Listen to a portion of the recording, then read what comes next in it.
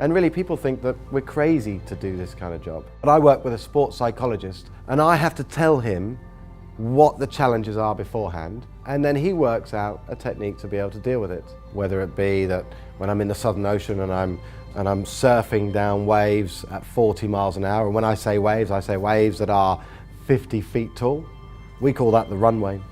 And when you're in the cockpit outside and you're going 40 miles an hour down this runway, it's very exhilarating, it's great fun.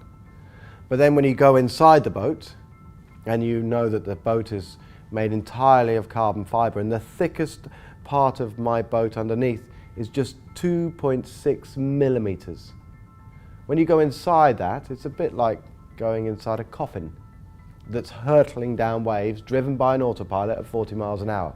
The defence mechanism of the body comes into play, and your brain's screaming, "You're gonna die, you're gonna die!" And all you can think about is the icebergs, the containers, the whales, the sharks that you could be hitting. So that one, we call it the helicopter views. It's a visualization technique that takes me out of being inside the boat, and I can visualize from up at cloud level. I can look down, I can see, yeah, the boat's going fast, but it's not too fast, the waves aren't too big. I can see there's no containers, I can see there's no icebergs. And that just allows me to reduce the adrenaline going through my body, reduce the heart rate, and get some sleep. I'm an emotional person. If I'm doing well, I'm happy. If I'm doing badly, I'm unhappy. Now the result when I'm unhappy is I work harder. I forego sleep.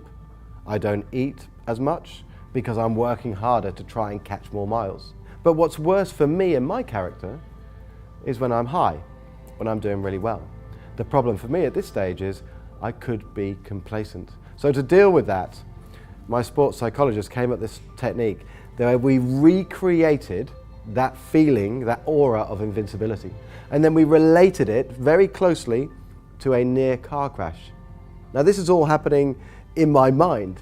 So it took months to practice it. But what happens now is whenever I have that aura of invincibility, when everything's going just fine, then I get a shot of adrenaline, as you would do if you were very close to crashing your car. So by relating those two together, whenever I have that feeling where I could be complacent, I get a shot of adrenaline. And so it doesn't exist anymore. When you're out there on the ocean, when stuff goes wrong, it's very hard to see the end, the light at the end of the tunnel with some of the things that go wrong. So for instance, when I broke my hydrofoil, I went from thinking I could win the Vendée Globe to maybe not even finishing the Vendée Globe. What my sports psychologist has taught me to do is to be able to break these huge tasks down into smaller tasks. So I went from trying to win the Vendée Globe to then being a podium on the Vendée Globe to then just even finishing the race, but even that felt too big.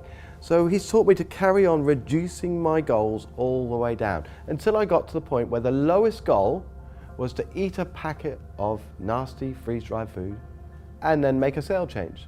Now once I completed the task I'd set myself, I felt better. And you feel better as human beings when we set ourselves a goal and we achieve that goal. Again, chemical reactions in the brain make us feel better. And if we feel better, if we're happier, we perform better. My ultimate goal is to win the Vendée Globe in 2020.